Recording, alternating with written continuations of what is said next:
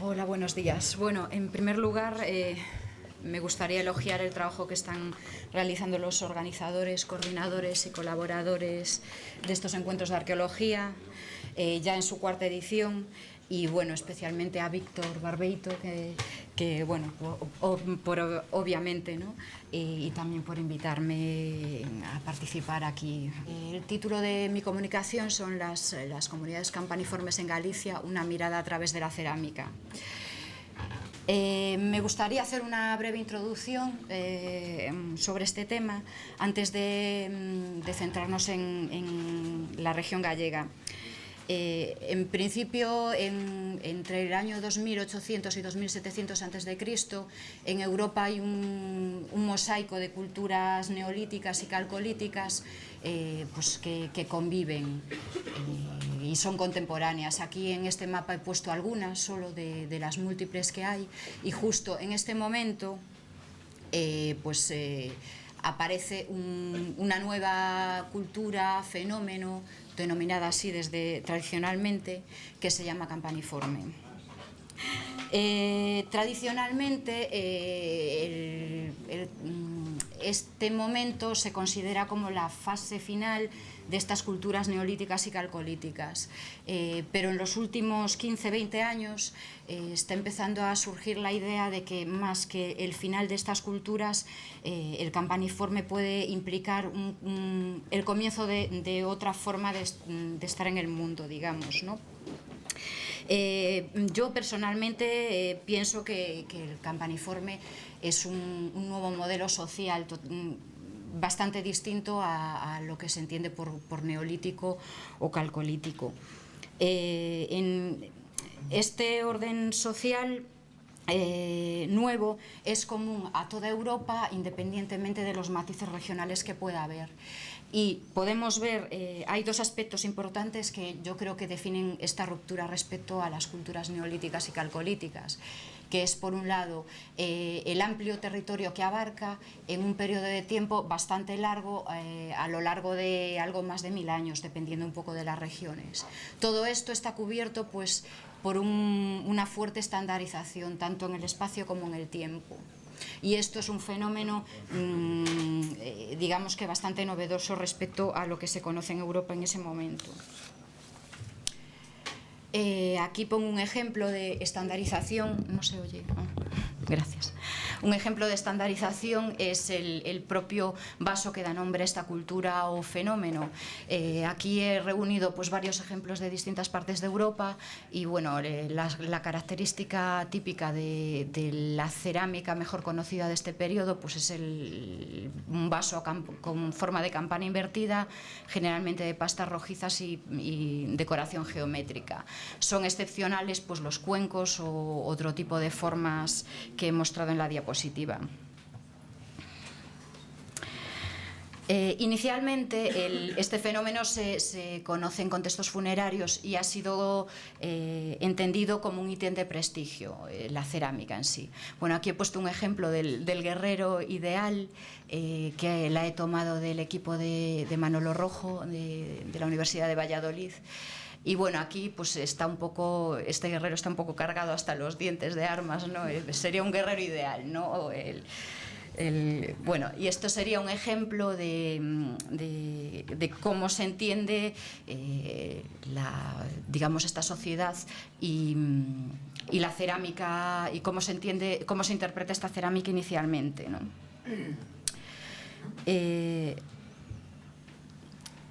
Pero más allá de que se introduzca una nueva forma, un nuevo estatus en la sociedad, que es la del guerrero, en estas comunidades campaniformes empezamos a observar cosas diferentes respecto a las sociedades neolíticas y calcolíticas. Por un lado, hay un cambio en la forma de organizar el espacio funerario, que en este caso reutilizan espacios ya existentes monumentales, normalmente con cerámica estándar, como es este caso de Barnénez en Bretaña, o utilizan nuevas tumbas individuales en las que se observa más claramente el proceso de individualización que se está desarrollando en esta sociedad. En este caso podemos ver una tumba a la izquierda de un adulto masculino y a la derecha de una mujer. Ambos están acompañados por cerámica campaniforme. Y aquí también este ejemplo es el de un niño que está acompañado por cerámica campaniforme y otros elementos de cultura material asociados pues quizás a la caza, adornos, etc. Por lo tanto, esto lo que está mostrando es que el campaniforme, si bien puede ser un elemento de prestigio de forma puntual, es algo más que eso, ¿no? Seguramente está representando la identidad de una comunidad en general, porque acompaña tanto a niños como a mujeres como a hombres y con distintos ajuares distintos, no solo al guerrero. Y ya para finalizar esta introducción, hacer un comentario en torno al cambio de la forma de organizar el espacio doméstico que también aparece en estas sociedades. Hay en muchos niveles, pero especialmente en lo que es la forma de hacer las casas, se observa una reducción en el tamaño de las casas en general en toda Europa. Y esta reducción probablemente esté relacionada con la forma de organizar la familia y el espacio del entorno, etcétera, etcétera. Y al igual que se observan cambios en los entornos de los yacimientos, como por ejemplo un clareo sistemático de los bosques pues para ampliar los campos para pastos, por ejemplo. Es un fenómeno que se está registrando en torno al entre el 2900 y el 2700 a.C. Entonces vemos que hay muchos otros cambios que no voy a mostrar ahora porque me gustaría centrarme en Galicia. Lo primero que quiero decir de Galicia, y que es un tópico pero que es verdad, es que este ejemplo, por ejemplo el del vaso de una sepultura de Aspontes, es muy excepcional. Siempre es muy raro que aparezcan los recipientes completos, ¿no? Lo normal es esto otro, ¿no? Fragmentos que uno va intentando recomponer hasta conseguir la forma general del recipiente. Esto no es un problema, pero no un impedimento para estudiar la cerámica. Entonces, a partir de los estudios que estamos realizando desde años, hemos visto que otro elemento de cambio en las sociedades campaniformes es el cambio tecnológico, en algún tecnológico general, pero en particular en la cerámica. Se pasa un poco de concebir una cerámica más homogénea, salvo en algunos aspectos decorativos en el neolítico y en el calcolítico, a una cerámica concebida en tres cadenas operativas diferentes. Y estas cadenas operativas, pues se puede hacer un estudio tecnológico, formal, para reconstruir las distintas fases de fabricación, pero también tienen significado a nivel contextual. Y bueno, el estudio de las formas y los contextos de la cerámica nos permite caracterizar tanto el estilo de esta sociedad como un poco la sociedad que la manufacturó. Ahora empezaré un poco con datos concretos y formales, ¿no? Pues en la cerámica campaniforme yo lo que he observado es que hay como 4 subcadenas técnicas, ¿no? Que se diferencian realmente en matices, pues en la selección de carenas, en unas tendencias en vez de otras, pues la selección de unos tonos oscuros sobre otros o algunas técnicas decorativas. Ahora no lo voy a explicar porque tampoco tiene mucho sentido, ¿no? Pero no he establecido grupos en función de tipos, sino en función de rasgos generales de grupos cerámicos. Quizás se puede entender mejor así. Hay una serie de grupos que se consideran estándar y europeos que son los parecidos a los que se muestran en las fotos, pues con unas formas muy suaves, pastas rojizas y una decoración teóricamente de impresión de peine. Y después hay otros tipos regionales que los tipos anteriores aparecen en toda Europa, y estos tipos pues pueden ser particulares de cada región. En este caso pues de Galicia, en donde predominan pues los tonos oscuros, bruñidos. Es una cerámica extremadamente refinada en general, independientemente del contexto en el que aparece. Y una novedad que se podría tratar aquí es la decoración. Esta cerámica se puede decorar con muchas técnicas: impresión, incisión, acanalado, etcétera. pero en la actualidad hemos visto que, gracias a estudios comparativos con otras zonas, que hay menos impresión de peine de lo que se creía y más impresión de concha, de distintas especies marinas. Lo que es la zamburiño volandeira es una exclusividad gallega, digamos. Yo solo he visto una pieza en la costa francesa, que podría ser zamburiña, pero en general no la he visto en otras zonas.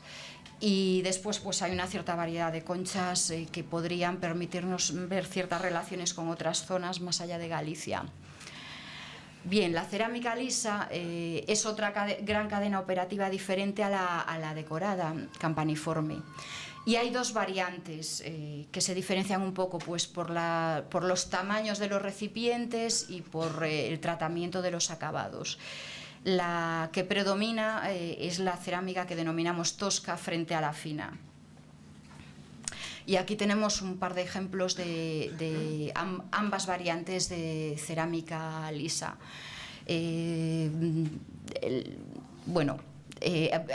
Resaltar que en este momento hay una gran abundancia de recipientes con cordones en la parte superior de los recipientes, que más que un detalle decorativo parece un detalle funcional. Y aunque a lo largo de toda la prehistoria estos cordones aparecen, es en los contextos campaniformes donde cobran un mayor protagonismo, digamos, por la cantidad y por la variedad de recipientes que hay con estos cordones. Una tercera variante que es poco conocida y habitualmente no muy tratada en general en Europa es lo que yo denomino cerámica decorada no campaniforme, porque como no sabía muy bien cómo llamarla, pues la he denominado en oposición a la decorada campaniforme, ¿no? Y es normalmente muy escasa. Es una cadena operativa, los rasgos de estos recipientes son intermedios, no son ni muy finos como la cerámica campaniforme, no es ni muy coidada ni muy tosca. Se busca siempre un término medio a la hora de hacer esta cerámica, y aparecen decoraciones distintas, por ejemplo la impresión de uña o el arrastre de dedos, y aparecen los elementos como cordones o mamelones concebidos como decoración, no como algo meramente funcional. Normalmente la cerámica, estas dos versiones son bastante recientes en los contextos de reciente descubrimiento en los contextos actuales, y esta otra no ha sido, se conoce desde hace tiempo, pero nunca ha sido demasiado relacionada con los contextos campaniformes. Y aquí tenemos pues 3 ejemplos de cerámica, de la cerámica que acabamos de hablar. La distribución que aquí he puesto, bueno, hay muchos yacimientos campaniformes actualmente en Galicia. Aquí no están todos. Hay una buena parte, pero faltarían yacimientos. Hay una gran variedad de contextos, asentamientos domésticos, un asentamiento ceremonial, abrigos y una gran variedad de contextos funerarios. Si bien el campaniforme como cerámica no aparecen todos ellos por igual. Aquí simplemente pues, quería mostrar que hay muchísimos yacimientos domésticos y que en ese sentido Galicia es un lugar privilegiado para el estudio de este contexto, que es el menos conocido todavía en Europa en este sentido. Como síntesis de lo que acabo de decir, bueno, decir que hay un conjunto de cerámica, hay 3 cadenas operativas con variantes dentro de ellas. En un nivel contextual hay una selección clara de cerámica no decorada tosca para los asentamientos domésticos y es la prioritaria en cuanto a número, y también se utiliza cerámica campaniforme en los asentamientos. Es el contexto más variado en cuanto a cerámica campaniforme, y a su vez hay otras variantes pero muy poco importantes en número. En los contextos ceremoniales, por el contrario, hay un aumento de la cerámica de características medias, ni muy fina ni muy tosca. Y los tamaños predominantes siempre son intermedios o muy grandes. Y aparece también cerámica decorada campaniforme. Y finalmente, en los contextos funerarios, se observa otro tipo de selección de la cerámica, en la que se utiliza cerámica campaniforme para enterrar en los túmulos funerarios monumentales de épocas anteriores, y en cambio se selecciona cerámica diferente para ser enterrado en cistas o en fosas. Decir también que desgraciadamente en nuestros contextos no se conservan esqueletos, y es una desgracia porque no se pueden asociar los ajuares que aparecen en los enterramientos al tipo de muerto que ha sido enterrado. Por lo tanto, no sabemos si se han enterrado niños, mujeres o adultos de distintas edades, y solo podemos hacer una comparación con el resto de Europa para intentar afinar un poco este aspecto. Ahora, esta tercera parte me gustaría explicarla. Me parece importante, aunque es un salto muy grande respecto al tema, pero creo que Galicia no puede entenderse si no se hace un estudio global de toda Europa, que es donde se da el fenómeno realmente, ¿no? Y se observa un cambio global en Europa, y Galicia no va a ser ajeno a estos cambios. Y me gustaría hablar de los mecanismos de circulación, en este caso, que no entiendo como una difusión o como un proceso meramente económico, sino que es el conjunto de relaciones sociales, políticas, también económicas e incluso personales entre la gente en ese momento, ¿no? Y para eso quería poner tres ejemplos, ¿no?, de cómo se puede ver que Galicia está en el mundo también en este momento, ¿no? Por un lado, el ejemplo más concreto, he seleccionado este ejemplo porque es el único que conocemos por el momento en Galicia de objetos que se han movido realmente.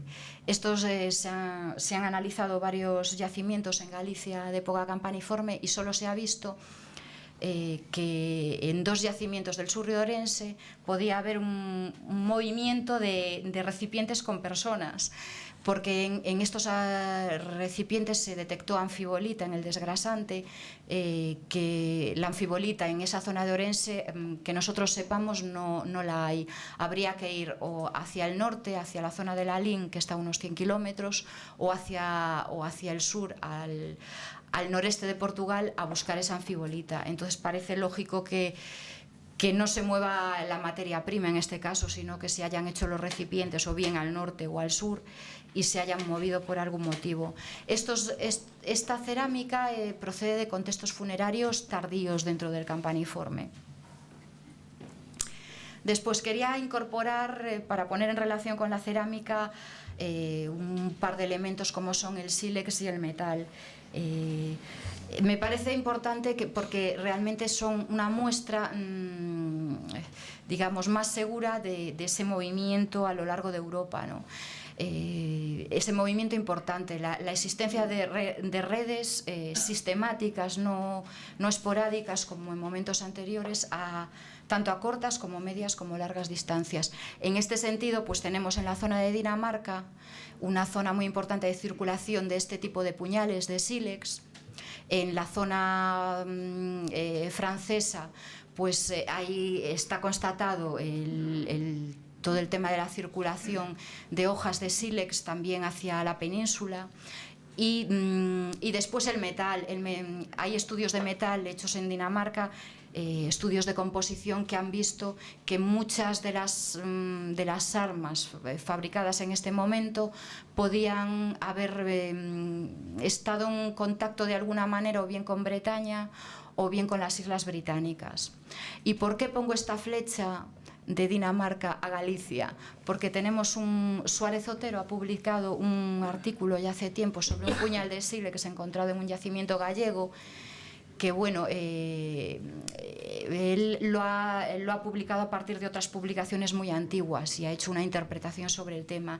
Y realmente me parece muy significativo el haber encontrado un puñal de sílex que aquí realmente no es único en el registro gallego, y que en cambio es extremadamente semejante a estos puñales daneses que son muy característicos de esa zona.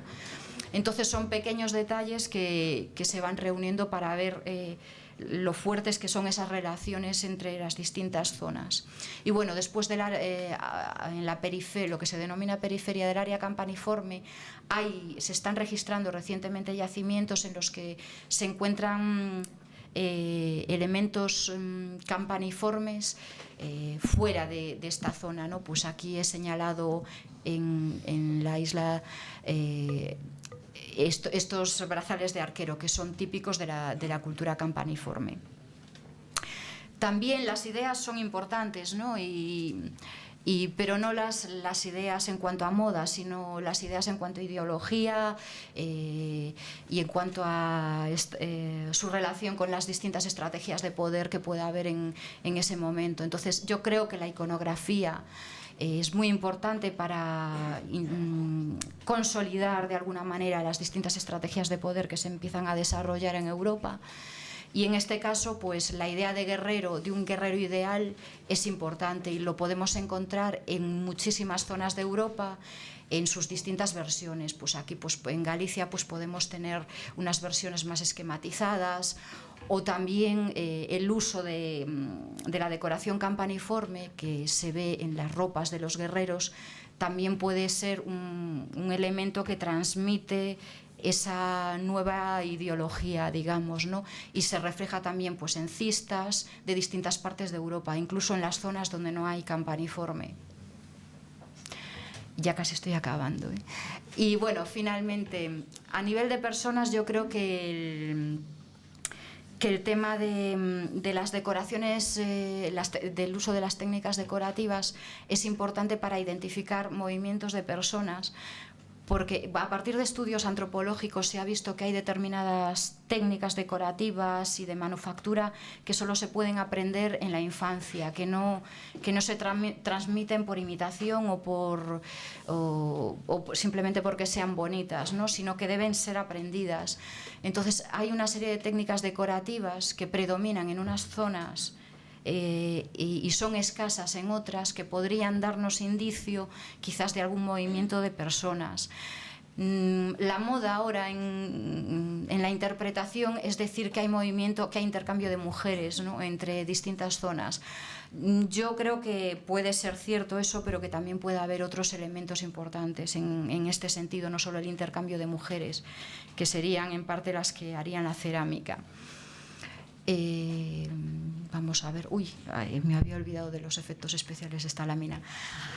Bueno, la concha también es importante, pero en particular en Galicia hemos encontrado solo un recipiente hecho con impresión de espina de pez, que es bastante abundante en esta zona de Normandía.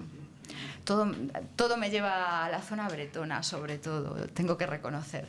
Después, hay otros elementos que no son estrictamente decorativos, como son este tipo de formas, que son realmente escasas en Galicia y que son muy abundantes en otras zonas, en toda esta zona, y que se asocian a lo que es ya un bronce inicial y que también podrían ser importantes indicios de movimiento de personas.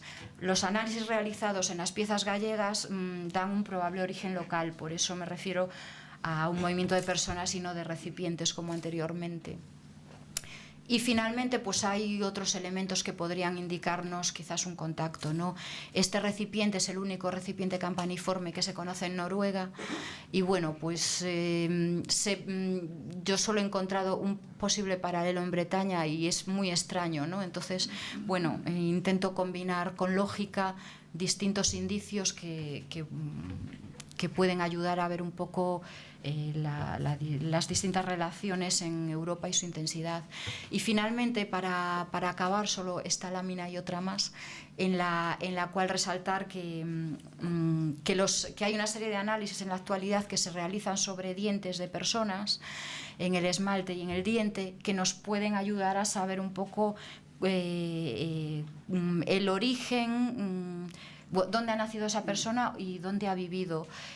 Yo no conozco muy bien el proceso científico, ¿no? Estoy utilizando solo la interpretación, pero realmente se está demostrando que que a distintos niveles hay gente que se está moviendo en distintas distancias.